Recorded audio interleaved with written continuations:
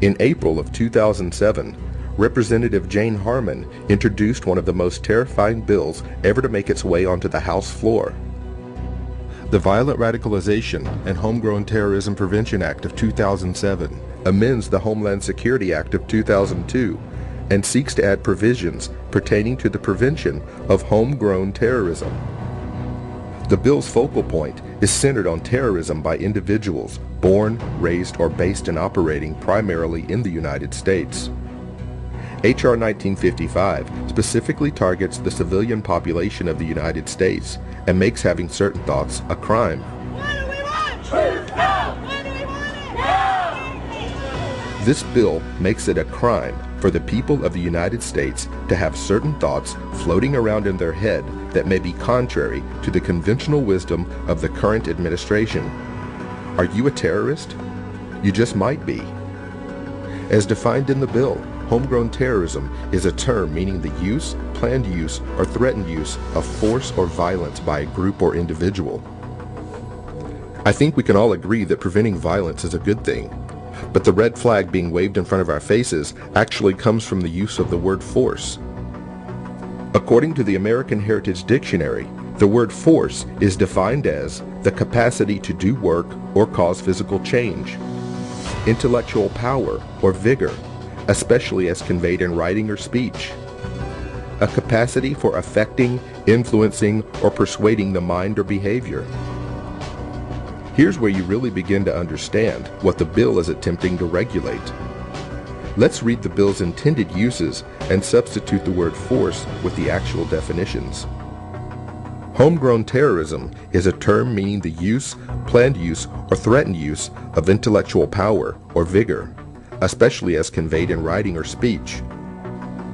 Homegrown terrorism is a term meaning the use, planned use, or threatened use of persuading the mind or behavior of another person. According to the bill, you might be a terrorist if you use or plan to use your powers of persuasion to change someone else's mind, either through writing or through speech. Can anyone say 1984? This bill makes anyone into a terrorist for simply aspiring to affect political, religious, or social change.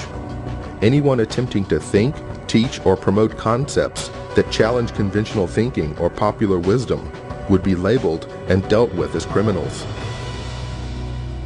My question for our legislators is who gets to decide what's a thought crime? Will the definition of thought crimes change from administration to administration? Will the people of this country be sentenced to death or merely imprisoned for questioning the conduct of their leaders in Washington?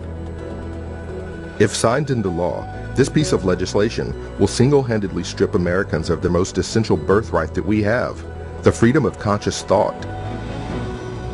The very foundation upon which our First Amendment is grounded is being uprooted at the core. H.R. 1955 sets the stage for the outlawing of protest of any kind in the United States and seeks to criminalize the very conception of thought itself. Any piece of legislation that seeks to invade and regulate the thoughts of the people of the United States needs to be booted out the front door of the Capitol building along with the person who introduced it.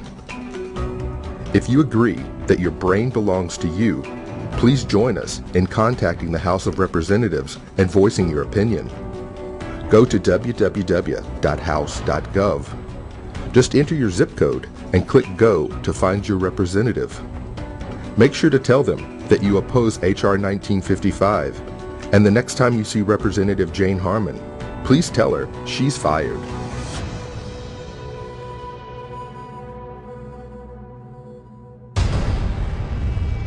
If someone was working for me and they didn't do what they were supposed to do, they get fired. We all want the same thing. We all want change in one way or another.